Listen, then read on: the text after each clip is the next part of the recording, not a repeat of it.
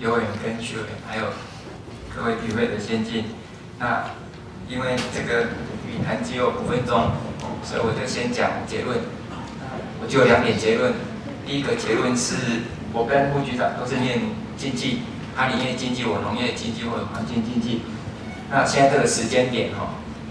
念经济的跟财经官员的话都不能听啊，因为那个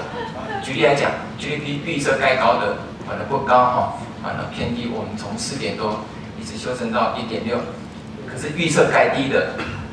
反而变得很高。如果各位不相信，你去把所有的国内的电力需求的预测，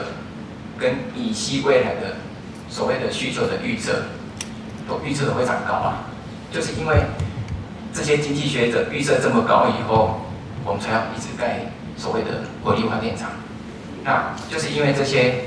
经济学者跟财经官员定的所谓刚刚徐委员说没有能源政策，其实所谓政府的能源政策，它有更上位的政策。那就是因为这些经济学者跟财经官员定的上位政策确定之后，我们才需要盖那么多的石化厂跟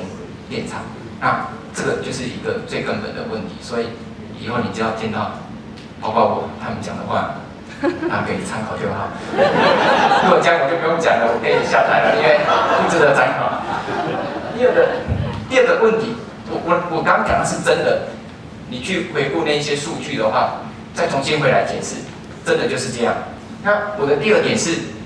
因为这个题目是所谓的那个高质化的这个低耗能的这个预测产业评论，我坦白讲非常难，因为我看了这个工业局的报告，写得非常好。那我当然无从评论，可是我会看经济学者就觉得一个好处就是会看实际的现象。我们去问说政府所谓的介入市场去辅导产业的结果，最后怎么样？那其实答案都很清楚。之前花那么多的精神跟经费在扶持所谓的电子的4大产业，那结果呢？面板业结果呢？如果看我们的农业，1年花200亿在休耕跟保价收购，结果种水稻的农民的收入跟养猪养鸡户的收入比较呢？所以这里有一个很微妙的情形，就是政府越介入的产业，好像结果越糟糕。但是这时候我们要思考的是，那政府该扮演什么样的角色？其实就我们经济学者而言，就一个简单，就外部成本内部化，就是早上刚刚林佳龙委员讲的，你如果把台中火力发电厂所造成的污染由它自己吸收，我跟你讲，每到几年，它所有的技术什么立刻更新，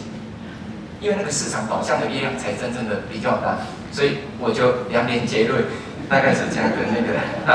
可是后面还有时间，我只好补充一下这些数据。那这个是经济部报告的这个评论，它当然是把整个台湾的产业做了非常适当的规划。其实它有做了整个产业结构的分析，那甚至也提出了相关的因应作为，尤其是针对 ICT 产业、服务业等等。那里面又特别提了4大的这个发展重点产业，那基础业、电子资讯、化学跟民生工业。我待会会针对化学工业里面特别所谓的石化的高质化，特别大概提出来说明。那当然，这个高质化的目标也定得非常的这个清楚，所以这个包括3大项，那这个副局长刚里面也会讲的。我现在只是想说，针对第一个就是所谓的高质化里面，那这边高质化是这么写，可是，在石化政策最上位的环评里面，好像不是这么写，他是认为说我们的所谓的未来的石化的这一个需求，尤其是在乙烯的需求是要特别的高，所以我们建议是说，如果配合这个高质化，我们未来的石化政策环评是可以做适度的修改。这第一个。那我举例来讲所谓的这个是之前的那个，因为在之前办了政策环评之后，后来就没有再办了。那我只是怕说这个之后会不会再办？那第一个就是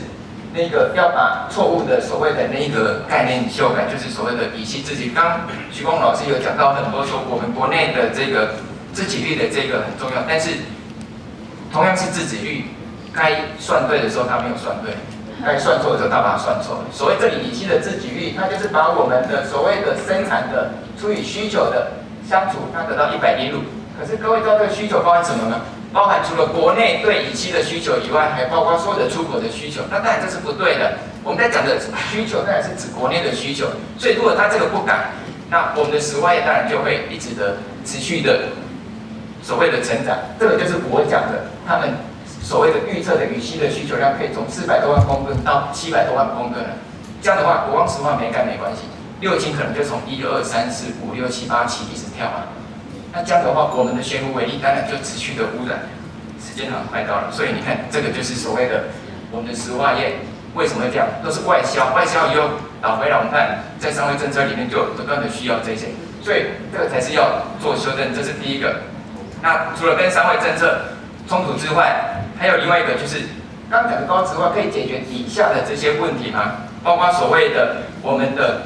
工业用电占了60%，其中石化、钢铁、造纸、水泥，这是最耗能而且污染最严重的，这个占了30%的工业用地，但是不到10%的这个 GDP， 那我们怎么做这样的一个所谓的结构的调整？我们希望是可以看得到答案的。那当然还有包括所谓的能源密集工业里面看到的，因为有时候政府的数字我们听一听，刚2008-09能源局报告说我们的二氧化碳排放量减少，但是因为2009经济是负成长啊。不成长，当然对所谓的能源需求会减少，二氧化碳当然数量就会减少啊。那不是因为我们自然去减碳所造成的成果啊。所以很多的数据里面可能大概要说明一下。那包括二氧化碳的这个排放量，所以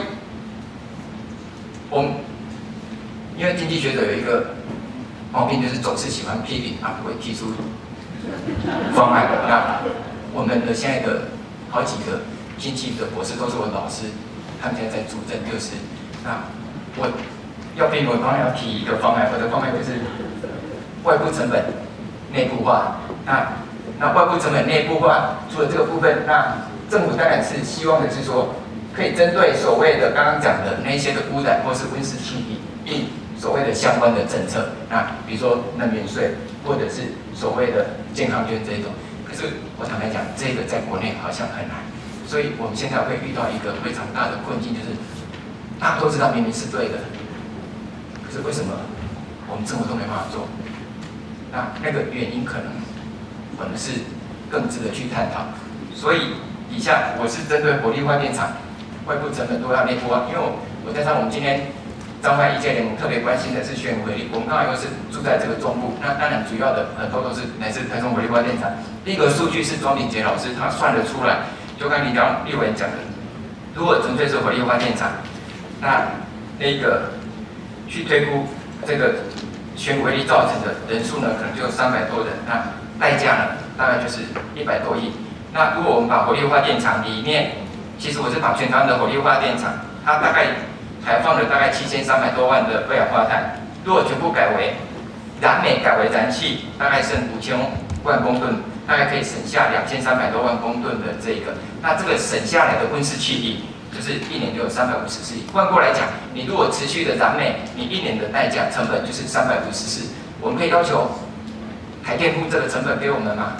那如果可以的话，那它绝对不会燃煤的。所以这个就是一个具体数字。如果你把它换算成所谓的每度电的二氧化碳成本，大概是0.5。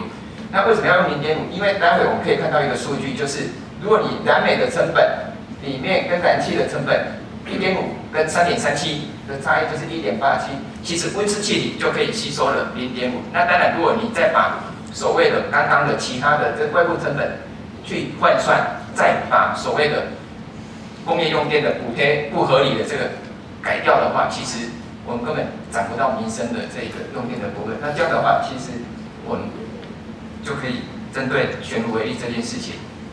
我想应该就会做很大的改变。所以我的结论就是，如果政府可以不要太干预市场，建立制度可能是最重要。那不好意思，以上都简单的语谈，谢谢。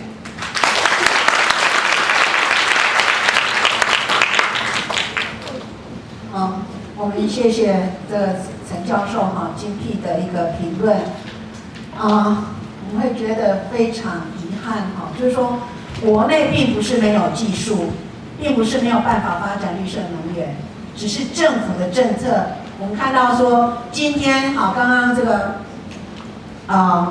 我们的这个能源局说，因为院长召开一个经济的会议，所以所有的该请的人全部都不到。所以呢，我们看到说政府一直标榜着经济发展、经济挂帅，然后人民的健康、整个一个环保，全部都是可以牺牲。所以在这里我们看到工业局，其实我不是没有技术，不是没有能源，只是政府的政策整个是错误的，这才是我们最大的一个问题所在啊。那因为时间的关系，我们是不是就接下去，是不是要接着座谈？就是这个，我们就接下去是这个座谈哈。那应该是要交给我们在座的各位先进跟嘉宾吧。来，第一位、第二位，时间，欢迎。